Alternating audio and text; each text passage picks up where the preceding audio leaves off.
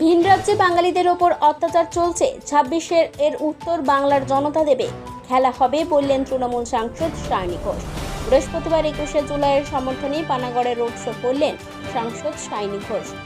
আর সেই মঞ্চ থেকেই বিজেপিকে কড়া বার্তা সায়নী ঘোষের। একই সাথে সিপিআইএমের লাল ঝান্ডাকে কটাক্ষ করলেন তৃণমূল সাংসদ সায়নী ঘোষ। বাংলা ভাষা বললে বলছে বাংলাদেশি, দিল্লিতে বাংলা ভাষা বললে ইলেকট্রিসিটির সাপ্লাই কেটে দিচ্ছে, জলের কানেকশন কেটে দিচ্ছে। আসুন না ২৬-এ মাঠেই আছি, খেলা হবে, আসুন না, খেলা হবে। বাঙালি এবং বাংলার ক্ষমতা দেখিয়ে দেবে বাংলার জনতা, সঙ্গে থাকবে মমতা, দেখে নেবেন।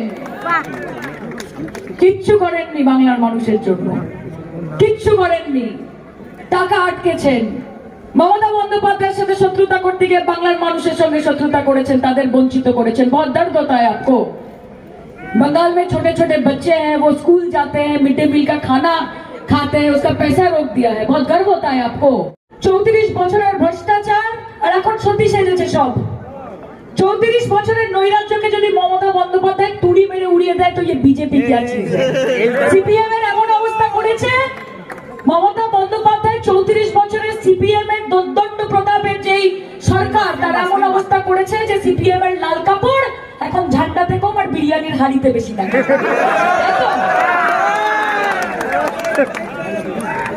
প্রাদেশিকতার রাজনীতি করছে তৃণমূল। বাংলার মেধা বাইরে চলে যাচ্ছে রাজ্যের বাইরে। বাংলায় কাজ নেই, পরিযায়ী শ্রমিকের তকমা পাচ্ছে বাংলার মেধা। পাল্টা কটাক্ষ বিজেপির রাজ্য সভাপতি শ্রমিক ভট্টাচার্য।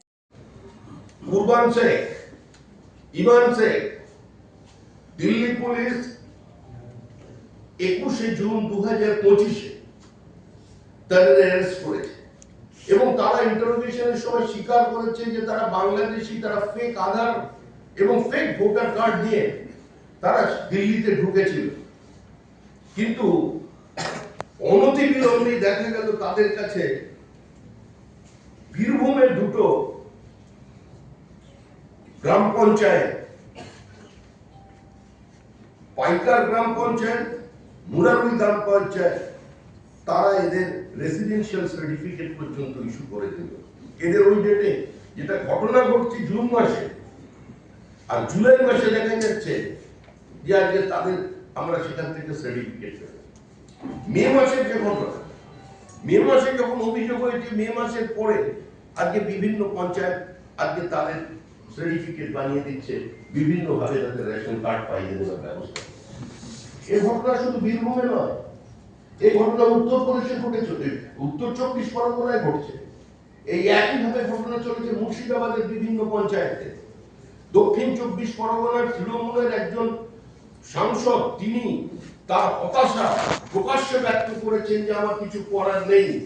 সম্পূর্ণ সংখ্যাগরিষ্ঠতার জোরে আজকে বাংলাদেশি মুসলমান অনুপ্রবেশকারী এবং রোহিঙ্গারা আজকে তাদের অধিকারকে এখানে প্রতিষ্ঠিত করবে। শাসক বিরোধী তরজার এই রাজনৈতিক উত্তাপ প্রতিনিয়তই বাড়ছে। ২৬-এ বাংলার নির্বাচন, সেই নির্বাচনের আগে রাজনীতির পারদ চড়ছে প্রতিনিয়তই। পানাগড় থেকে অনুরাধা সেনগুপ্তের রিপোর্ট, খাঁটি খবর।